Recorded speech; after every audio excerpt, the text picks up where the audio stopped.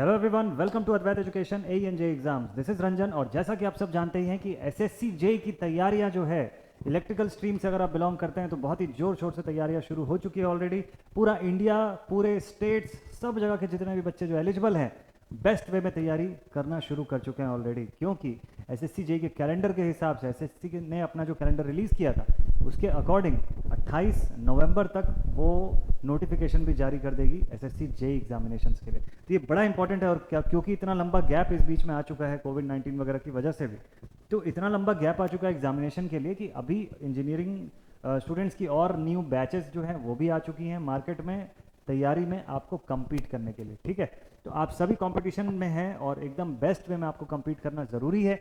और इसके लिए इंपॉर्टेंट है कि आप रेगुलरली क्वेश्चंस बनाते रहें, मस्त तरीके से कंटेंट सॉल्व करते रहें, बढ़िया बढ़िया कंटेंट कंज्यूम करते रहें और अपनी तैयारी एकदम टॉप मोस्ट लेवल पर रखें। एसएससी का सिलेबस पूरी तरह से डिफाइंड सिलेबस रहता है। इवन टेक्निकल में, नॉन टेक में क्या क्या चीज़ें आती है, आने को रहती हैं, वो सब कुछ उसमें डिफाइंड रहता है, क्लियरली डिफाइंड रहता है कि टेक्निकल के 7 सब्जेक्ट्स हैं तो वो 7 के बाहर कोई 8वां सब्जेक्ट से सवाल नहीं पूछता है। ठीक है, तो इंपॉर्टेंट है कि ये जो डिफाइंड फॉर्म है ये सबके लिए बराबर है। जैसे कुछ एग्जामिनेशन होते हैं, जैसे कि यूपीपीसीएल जेई का एग्जामिनेशन हो गया है ना, या इस तरीके के और एग्जामिनेशन हो गए जहाँ पे सिलेबस पूरी तरह से डिफाइंड नहीं होता। वहाँ पे क्या होता है कि आपको बता देगा कि भाई डिप्लोमा लेवल पे पेपर आने वाला है और डिप्लोमा का सिलेबस कवर होगा, तो ये एक बहुत वास्ट रेंज हो जाता है। एसएससी ऐसा नहीं करता है। एसएससी सिलेबस अपना पूरी तरह से डिफाइन कर देता है कि आपको ये 7 सब्जेक्ट जो है टेक्निकल में पढ़ने हैं और इसी के अंदर से सवाल आता है, चाहे पेपर 1 हो या पेपर 2 हो। तो अब ये इंपॉर्टेंट है कि आप ये इन दोनों पेपर्स की जब तैयारी कर रहे हैं तो आपको बढ़िया लेवल पे क्वेश्चंस बनाने आने चाहिए। सबसे पहला टारगेट तो आपका पेपर 1 होगा, क्योंकि उसे क्वालिफाई करने के बाद ही आप पेपर 2 ऑप्ट कर पाएंगे। ठीक है, तो उसके लिए इंपॉर्टेंट है कि आप सवाल बनाते रहें और रेगुलरली अद्वैत एजुकेशन एजे एग्जाम्स के ऑफिशियल यूट्यूब चैनल पर आपको अलग अलग क्वेश्चंस, डिफरेंट टाइप के क्वेश्चंस एसएससी जेई के रिगार्डिंग भी मिलते रहेंगे। ठीक है, बस आपका काम है इस चैनल से कनेक्टेड रहिए, बेल आइकॉन को प्रेस करके रखिए सो दैट कि हर नोटिफिकेशन आप तक टाइम पे पहुंचा करे। इसी सीरीज में आज कुछ क्वेश्चंस लेके आया हूँ आप लोगों के लिए, कुछ 3-4-5 क्वेश्चंस जो है कोशिश करेंगे इस सेशन में सॉल्व करने के लिए, और आपको साथ ही साथ में आइडिया भी दूंगा, बताऊंगा भी कि हम किस तरीके से आप सभी स्टूडेंट्स के लिए प्लान लेकर के आए हैं संकल्प बैच का, जो भी बच्चे एसएससी जेई की डेडिकेटेड तैयारी करना चाह रहे हैं उनके लिए। तो ये सारी इन्फॉर्मेशन भी आपको मैं बताऊंगा, लेकिन सबसे पहले क्वेश्चंस पे लेके चलता हूँ। तो देखिए, पहला क्वेश्चन जो आया हुआ है एजेई एग्जामिनेशन के मिक्स्ड लेवल का क्वेश्चन मैं लेके आया हूँ, जो कि एसएससी के एग्जाम में आप एक्सपेक्ट कर सकते हैं, क्योंकि सिलेबस और पूछने का तरीका, सिलेबस तो नहीं लेकिन क्वेश्चन का लेवल जो है वो बदल रहा है धीरे धीरे पिछले कुछ सालों में जो देखने को मिला है, उस हिसाब से आपकी तैयारी भी बढ़िया लेवल पर होनी चाहिए। तो लिखा हुआ है, if 2 sine waves of the same frequency have a phase difference of radians then, इसमें से कौन सा ऑप्शन फिर सही होगा। यूपीपीसीएल ए 2017 के एग्जाम में पूछा हुआ ये सवाल है। लिखा हुआ है 2 साइन वेव्स हैं और दोनों की फ्रीक्वेंसी सेम है और फेज डिफरेंस है इन दोनों में रेडियंस में, तो इसमें से कौन सा ऑप्शन सही होगा। फर्स्ट ऑप्शन से कि both will reach their minimum values at the same instant, दोनों अपनी मिनिमम वैल्यू पे एक ही इंस्टेंट पे पहुंचेंगे। दूसरा ऑप्शन बोलता है कि both will reach their maximum values at the same instant. Third option says कि when one wave reaches its maximum the other will reach its minimum value. और लास्ट ऑप्शन सेज कि none of these. देखिए, radians के form में जब difference होता है,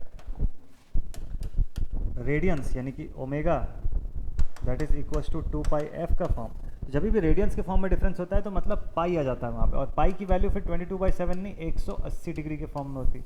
180 degree का शिफ्ट जो है वो क्रिएट हो जाता है, जिसकी वजह से आपकी जो वेव फॉर्म है, जब आप ऐसा वेव ड्रॉ करोगे तो एक क्वांटिटी आपको अगर ऐसी दिखाई देती है तो दूसरी क्वांटिटी उससे एग्जैक्टली 90 डिग्री शिफ्टेड होगी, exactly 90 degree shifted, like this, ऐसे शिफ्टेड रहेगी, not 90 degree sorry, exactly 180 degree shifted, 180 degree का शिफ्ट दिखेगा आपको यहाँ पे। मैंने 90 बोला, इट इज़ एक्चुअली 180 डिग्री का शिफ्ट, 180 डिग्री शिफ्टेड दिखाई देगी। तो एक क्वांटिटी जब पीक वैल्यू पे पहुंच रही होगी exactly at the same time the another quantity will be reaching it's negative peak value, है ना, lowest peak value, negative peak value पे पहुंचेगी। तो इस वजह से ऑप्शन सी जो है हमारा वो सही आंसर हो जाता है। नेक्स्ट एक और सवाल लेते हैं। ऐसे सब छोटे छोटे क्वेश्चन आपसे मस्त टाइप से बनने चाहिए। Time constant of an inductive circuit, time constant of an inductive circuit, RPSC AE में पूछा हुआ क्वेश्चन। पहला ऑप्शन लिखा हुआ increases with the decrease of inductance and decrease of resistance. ठीक है, दूसरा ऑप्शन लिखा है increases with the decrease of inductance and increase of resistance.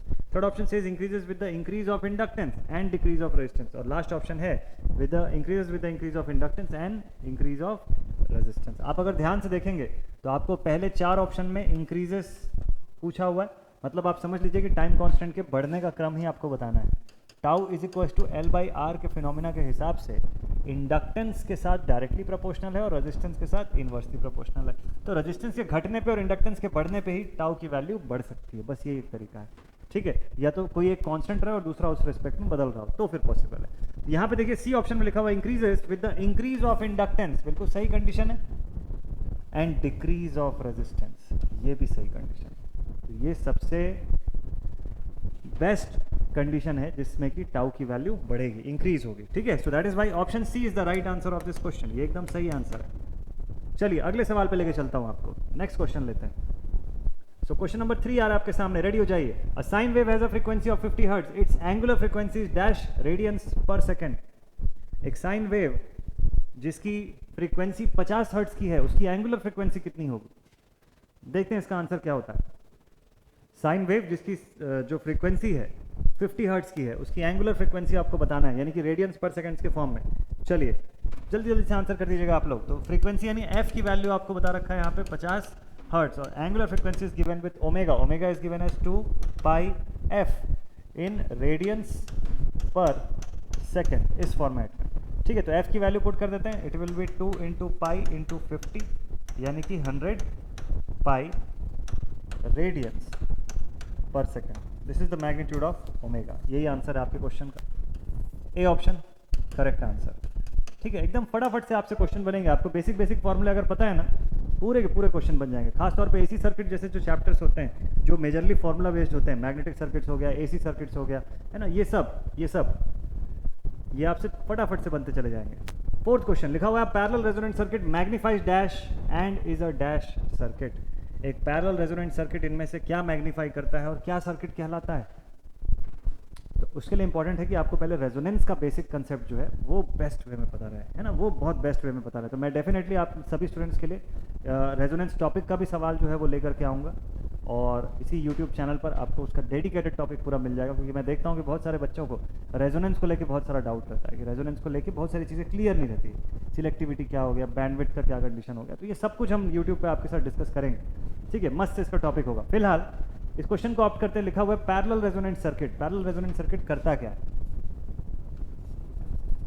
किस चीज़ को मैग्नीफाई करता है? तो देखिए मैग्नीफाई करने का बेसिक तरीका ये है कि पैरेलल रेजोनेंट सर्किट सबसे पहले तो एक टैंक सर्किट की तरफ ही बिहेव करता है. ये आर हो गया, एल हो गया और ये सी हो गया, ठीक है. तो जब आप इनिशियली सप्लाई देते हैं, जब यहाँ चार्जिंग शुरू होती है, ठीक है, तो इसका इन दोनों के बीच जो एलसी टैंक सर्किट जो फॉर्म हो रहा है, एलसी ऑसिलेटर सर्किट जो फॉर्म हो रहा है, इनके बीच में चार्जिंग एंड डिस्चार्जिंग दोनों फिनोमिना चल रहा होता है.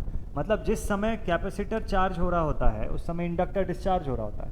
फिर ये अपनी चार्ज जब रिलीज करता है तो इंडक्टर चार्ज होने लग जाता है, कैपेसिटर डिस्चार्ज होने लग जाता है, ठीक है.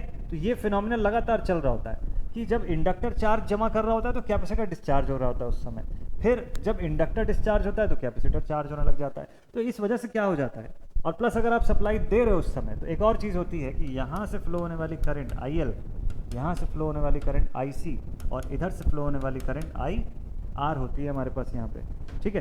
तो IL, IC और IR जो है इस कंडीशन में, चूंकि देखिए अगर कैपेसिटर डिस्चार्ज हो रहा है तो IL की मैग्नीट्यूड और प्लस जो सप्लाई करंट से मिल रहा है वो मैग्नीट्यूड, दोनों मिला के इसकी टोटल वैल्यू IL जो होता है, this becomes greater than I total. ये I टोटल यहाँ पे करंट जो है इसकी बात हो रही है, ठीक है. तो ये IL जो है वो कुछ देर के बाद टोटल सप्लाई करंट से भी बड़ा हो जाता है.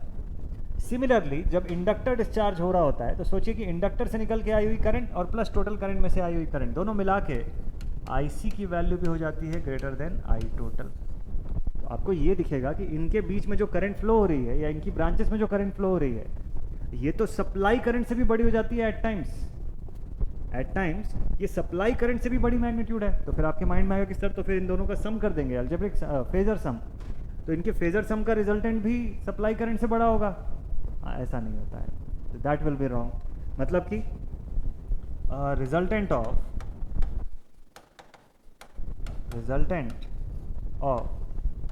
IL and IC will be smaller than I total, ये ध्यान रखिएगा।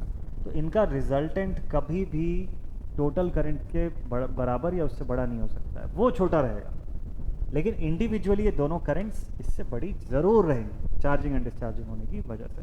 तो हमको क्या दिखाई देता है कि ये सर्किट जो पैरेलल रेजोनेंट सर्किट है, IR से कोई लेना देना नहीं है, ये तो कोई ना चार्ज स्टोर कर रहा है ना डिलीवर कर रहा है, इसलिए इसको छोड़ दीजिए। इन्हीं दोनों के बीच में ये डिफरेंस क्रिएट होता है। तो ये सर्किट क्या करता है, करंट को मैग्नीफाई कर रहा है, करंट को बढ़ा रहा है। सो इसी वजह से इस क्वेश्चन का पहले पार्ट का आंसर होगा इट मैग्नीफाइज द करंट। आपको दिख रहा है ना, ये चीज़ तो क्लियरली दिखाई दे रहा है कि देखिए IL is greater than IT, IC is greater than IT, तो जितनी करंट आप दे रहे हैं उससे ज़्यादा करंट यहाँ पे क्रिएट हो जा रही है इनके स्टोर करने की नेचर की वजह से। ठीक, अच्छा, and is a dash circuit. और क्या सर्किट है भाई ये, and is a dash circuit, parallel resonant circuit. और क्या सर्किट कहलाता है, इसको इरेज कर देता हूँ मैं, देखिए। सो पहला क्वेश्चन का आंसर मिल गया, it magnifies current. And is what kind of circuit, graph से समझते हैं, तुरंत समझ में आएगा। देखिए पैरेलल रेजोनेंट सर्किट के कंडीशन में अगर आप फ्रीक्वेंसी के रिस्पेक्ट में अगर आप इम्पिडेंस और करंट के लिए ग्राफ बनाएं तो बहुत सारी चीज़ें क्लियर हो जाएंगी आपको इसी से। देखिए हमको पता है Z is equals to R होता है, लेकिन ये अपनी मैक्स वैल्यू पे होता है क्योंकि पैरेलल है। तो पैरेलल में जब वो दोनों ब्रांचेस हट गए तो इम्पिडेंस बढ़ जाती, क्योंकि पैरेलल में इम्पिडेंस क्या हो रही होती है, कम हो रही होती है। और तो अब इस वजह से क्या होता है, Z इक्वल्स टू R है मैक्स कंडीशन। अब रेजोनेंस के केस में ना, एट रेजोनेंस ये कब होता है, एट रेजोनेंस होता है। यही सीरीज का केस होता है तो मिनिमम हो जाते हैं दोनों। तो अब रेजोनेंस से पहले और रेजोनेंस के बाद ऐसा नहीं होता है। तो इस वजह से Z की जो ग्राफ बनती है वो ऐसी बनती है कि यानी जब रेजोनेंस होगा सर्किट में ओमेगा नॉट, तो उस समय Z कहाँ पे होगा, अपनी मैक्स वैल्यू पर होगा, और बाकी समय Z छोटी वैल्यू पर रहेगा। ठीक, अब इंपिडेंस अगर पीक पे है तो करंट का क्या होगा भाई, करंट का रिलेशन तो वही है I is equal to V by Z का, तो इंपिडेंस के साथ इनवर्स प्रोपोर्शन पे है। तो मतलब at the time of resonance current I will be minimum parallel RLC के अंदर। तो करंट अगर मिनिमम है तो इसकी ग्राफ भी ऐसी दिखाई देगी आपको इस तरीके से, कब, एट ओमेगा नॉट। ठीक, और जब Z छोटा होगा तब करंट की वैल्यू इंक्रीज होगी, सेम प्रोपोर्शन में इंक्रीज होती चली जाएगी। तो अब हमको समझ में आता है कि अगर करंट मिनिमम है तो उसके करस्पॉन्डिंग फ्रीक्वेंसी या जिस फ्रीक्वेंसी के लिए वो मिनिमम हुआ, भाई इस फ्रीक्वेंसी पे ये मिनिमम हुआ, इसके आसपास की फ्रीक्वेंसी पे भी इसकी वैल्यू बहुत कम है, और इतनी कम है कि इसके करस्पॉन्डिंग EMF कभी सेलेक्ट ही नहीं हो पाएगा। तो मतलब हमको ये समझ में आया कि एक पर्टिकुलर रेंज ऑफ फ्रीक्वेंसी को ये ब्लॉक कर देगा। इस रेंज की जो फ्रीक्वेंसीज है इसके लिए ये करंट इतना छोटा हो जाएगा कि कभी उसकी करस्पॉन्डिंग EMF सेलेक्ट ही नहीं हो पाएगी। तो अगर आप रेडियो ट्यून करने के चक्कर में हो तो वो आप ट्यून ही नहीं कर पाओगे, वो आप ट्यून ही नहीं कर पाएंगे। हाँ, एक चीज़ कर सकते हैं कि आप इससे जैमर सर्किट जरूर बना सकते हैं। आप इतनी फ्रीक्वेंसी को रिजेक्ट करने वाला सिस्टम बना सकते हैं कि भाई इस रेंज से लेके, मान लो ये ओमेगा L होगा और ये ओमेगा H हो गया, तो ओमेगा L से लेके ओमेगा H के बीच का जो रेंज है, इस रेंज की फ्रीक्वेंसी को आप रिजेक्ट जरूर कर सकते हो। तो that is why it is known as a rejecter circuit. That is why it is known as rejecter circuit. ठीक है, इसीलिए इसको रिजेक्टर सर्किट बोलते हैं। इसकी जगह अगर सीरीज RLC सर्किट होता तो वो एक्सेप्टर सर्किट कहलाता, क्योंकि वो उस रेंज के करंट को एक्सेप्ट करता है। क्यों? क्योंकि उसकी करस्पॉन्डिंग मैग्नीट्यूड जो होती है IRMS से लेके I पीक और दोबारा IRMS, जो कि बैंडविड्थ को डिफाइन करता है, इस पूरी रेंज पे ये जिन फ्रीक्वेंसीज के लिए वो इस रेंज से गुजरता है, उस समय करंट की वैल्यू इतनी सिग्निफिकेंट रहती है कि उसका करस्पॉन्डिंग EMF जो होता है वो सेलेक्ट हो जाता है।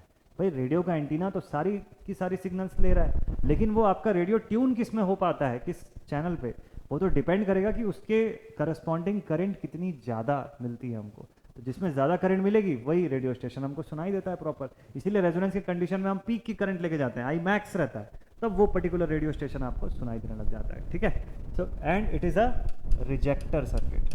अगर पैरेलल का केस है तो ये हमारा रिजेक्टर सर्किट, ये एक पर्टिकुलर रेंज ऑफ फ्रीक्वेंसी को रिजेक्ट कर देता है। इस पर्टिकुलर रेंज ऑफ फ्रीक्वेंसी को ये रिजेक्ट कर देता है, क्योंकि उसके करस्पॉन्डिंग में ये इतना छोटा हो जाता है मैग्नीट्यूड वाइज कि वैसे ही हमको कोई आउटपुट नहीं मिलती है इसमें से। ठीक है, तो आंसर मिल गया हमको हमारे क्वेश्चन का। करंट को मैग्नीफाई करता है और it is a rejecter circuit. तो कई बार मैंने देखा है कि बच्चे कंफ्यूज जाते हैं कि सर करंट तो रिड्यूस हो रही है, ये मैग्नीफाई कहाँ से कर रहा है? तो वो आपको उस इसीलिए मैंने उस एग्जांपल में समझाया कि कैसे ये करंट को मैग्नीफाई कर रहा है, ठीक है। और जो रिड्यूस हो रहा है वो इस पर्टिकुलर फ्रीक्वेंसी की वजह से हो रहा है। चलिए एक सवाल और लेते हैं मस्त टाइप से, एक सवाल और लेते हैं बढ़िया सा। क्वेश्चन है, लिखा हुआ है series RLC circuit at resonance having high value of Q factor will have which of the following.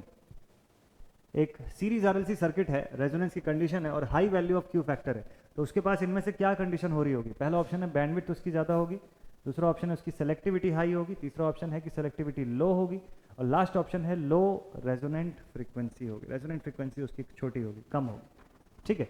चलिए देखते हैं। देखिए क्यू फैक्टर दो तीन एस्पेक्ट से समझते हैं। क्यू फैक्टर का मतलब डेल, क्यू फैक्टर का मतलब omega not divided by del omega, या फिर 1/r√/L/c। इस फिनोमिना से हम इसको समझाते हैं क्यू फैक्टर या क्वालिटी फैक्टर को। क्यू फैक्टर को एक और तरीके से बताते हैं, Q factor is equals to 1 selectivity. Selectivity high तो Q factor low, Q factor low तो सिलेक्टिविटी हाई।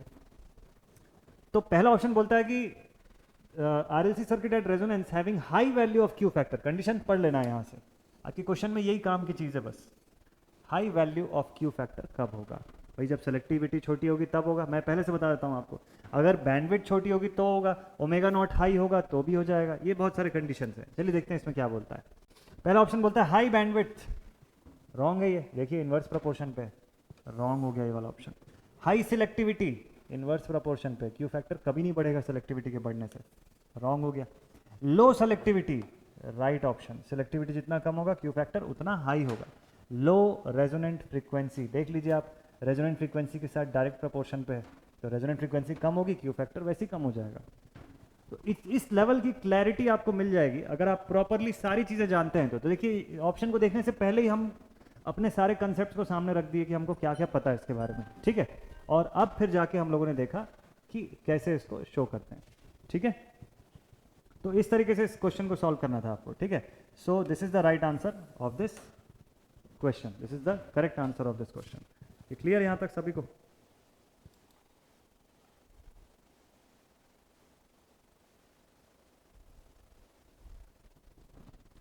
क्लियर यहां तक? तो इस तरीके से आपको ये सब सवाल जो है इनको बनाने हैं, इस तरीके से आपके क्वेश्चंस बनेंगे।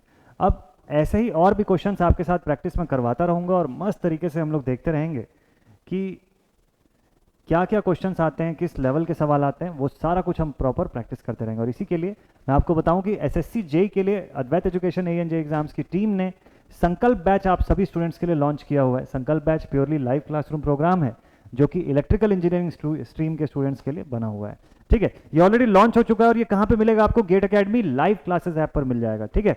आपको बस GATE academy live classes app को गूगल प्ले स्टोर से डाउनलोड करना है और उस पर जाके आप देखेंगे तो आपको ये संकल्प बैच का टैब जो है दिख जाएगा। एसएससी जेई की प्रिपरेशन डेडिकेटेड लेवल पे अगर आप करना चाहते हैं तो इसके अंदर का पूरा कंटेंट उसी चीज को ध्यान में रख के डिजाइन किया हुआ है। तो इंपॉर्टेंट है कि अगर आप किसी एक पर्टिकुलर एग्जाम के लिए श्योर हैं कि आपको उसी एग्जाम को क्रैक करना है, उसी के फॉर्मेट पे चलना है, तो ये इंपॉर्टेंट होता है कि आप उसी का डेडिकेटेड कोर्स लीजिए।